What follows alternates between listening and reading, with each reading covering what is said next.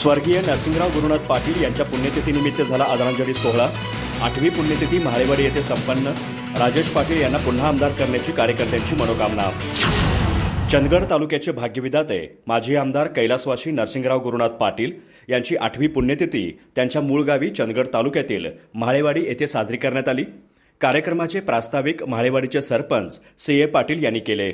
ते बोलताना म्हणाले की काही लोक व्यापारी म्हणून येत आहेत आणि राज्यकर्ते बनण्याची स्वप्न बघत आहेत। अशा लोकांना वेळीच आवर घाला।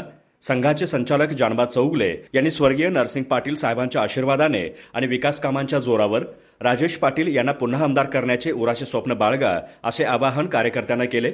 जयसिंग चव्हाण म्हणाले, चांगला नेता व्हायला फक्त वारसा गरजेचा नसतो, तो आपोआप कामातून तयार होतो। असा न्याय देणारा नेता म्हणजे आमदार राजेश पाटील। त्यामुळे कामांच्या बळावर राजेश पाटील पुन्हा एकदा विधानसभेत जातील असा ठाम विश्वास त्यांनी व्यक्त केला।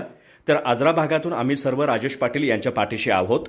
राजेश पाटीलच पुन्हा आमदार होतील आणि हीच खरी नरसिंग पाटील यांना आदरांजली ठरेल असं मत अल्बर्ट डिसूजा यांनी मांडलं। राष्ट्रवादी पार्टी विधानसभा अध्यक्ष रामाप्पा कारेगार म्हणाले, स्वर्गवासी नरसिंगरावजी पाटील हे शब्दाला जागणारे नेते होते। सर्व आयुष्य त्यांनी जनतेसाठी खर्च केलं, त्यांचे कष्ट वाया जाणार नाहीत। यावेळी आमदार राजेश पाटील यांनीही वडिलांच्या आठवणींना उजाळा दिला। यावेळी शिवाजी नांदवडेकर, महाबलेश्वर चौगुले, मुनासो नायकवाडी, प्रवीण शिंदे, अभय देसाई, तानाजी गडकरी, बर्मांना गावडे, विकी कोणेकेरी, गोपाळ ओळकर, परसू पाटील, महादेव प्रसादे आदींसह ग्रामस्थ आणि पाटील प्रेमी कार्यकर्ते मोठ्या संख्येने उपस्थित होते।